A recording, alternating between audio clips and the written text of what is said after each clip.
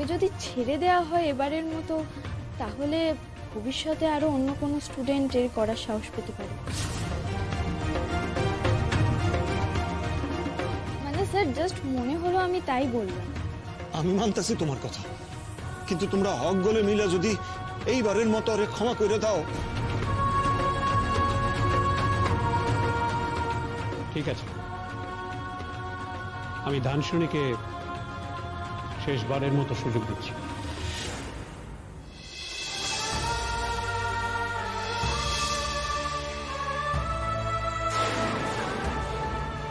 Sir, এটা আপনি কি বলছেন? দেবশঙ্কর বাবু ঠিক কথাই বলেছেন। প্রফেসর সেন, আমরা তো শিক্ষক, আমাদের কাজ ছাত্রছাত্রীদের জীবন গড়া। আর ধানসুনিকে সেই কারণেই এবারের মতো শেষ সুযোগ। ও যদি নিজেকে শোধরাতে পারে তো ভালো, যদি না পারে তাহলে চরম সিদ্ধান্ত নিতে আমি পিছপা হব না।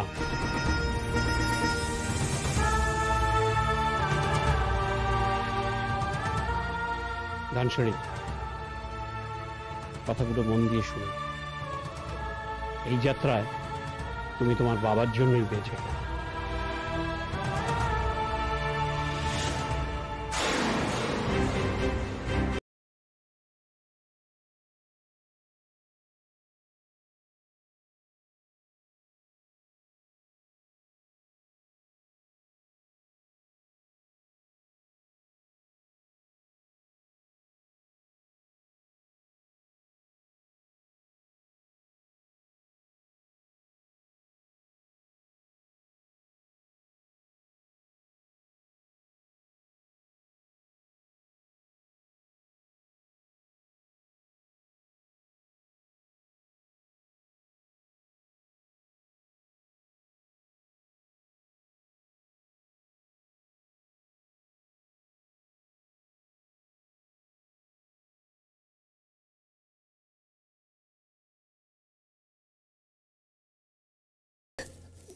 আমার বিশ্বাস করলো না বাবা।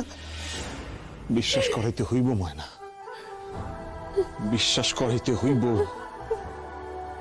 আজ থেকে তোর লড়াই শুরু হইল।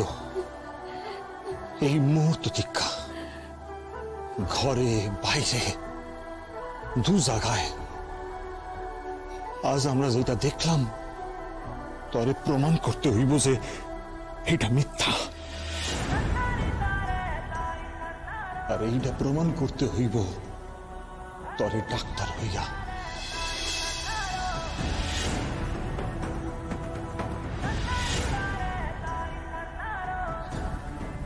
সলমা, কোথায় কোথায় যাবো বাবা? তোর শ্বশুর বাড়ি। কইলাম না যে তোর লড়াই শুরু হইল এই মুহূর্ত থেকে। ঘরে বাইরে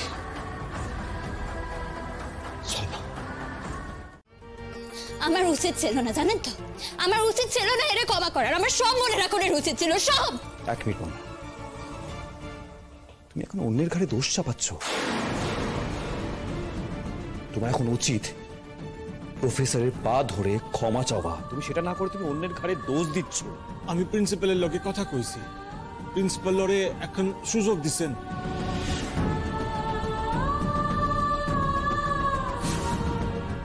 তার মানে আপনি বলতে চাইছেন ক্ষমা চাওয়ার কোনো প্রয়োজন নেই, তাই তো? কিন্তু প্রিন্সিপালের নামে তো ময়না বলেনি, বলেছে তো প্রফেসরের নামে। তিনি যদি ক্ষমা না করেন তাহলে তো। আমি আরেকটা কথা বলবো ময়না, নিশ্চয়ই তোর মনে মনে রাগ ছিল, না হলে এই ধরনের কথা তোর মুখ থেকে বেরোলো কি করে? আমি আবার কইতেছি, আমি নেশা করি না, কেউ আমার এই নেশা করাইছে, আমি তো হেডাই কইতেছি। চুপ করো তুমি, ওর সাথে না কথা বলাটাই বেকার।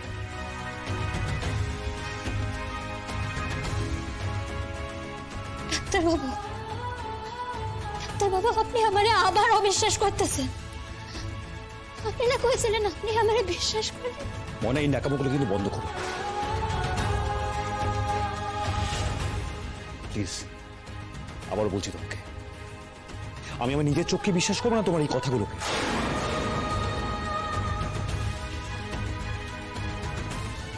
এখানে তো মাও আছে, তুমি মাকে গিয়ে জিজ্ঞেস করো, মাও তোমার কথা বিশ্বাস করো, মাও সেম কথাই বলবে। যাও জিজ্ঞেস করো, যাও। মা, মা তুমিও মুখ ফিরাইয়া থাকবা? তুমি একটু আমারে বোঝার চেষ্টা করবা না? ও মা, কি বোঝার চেষ্টা করো মা?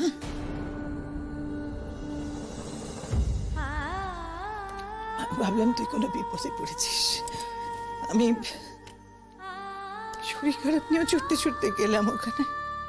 তারপর গিয়ে যা দেখলাম ওই ঘটনা, ময়না, আমি যাকে জীবনের সব থেকে বেশি বিশ্বাস করি,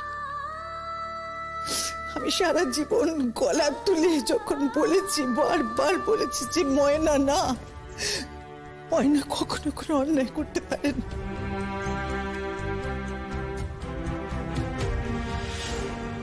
কি ভাববো এখন? কি আমার সমস্ত সমস্ত বিশ্বাস তুই সত্যি কি ভাঙলি আমার বিশ্বাস? মুখ পুড়ে গেল, মুখ পুড়ে গেল শুকুরে।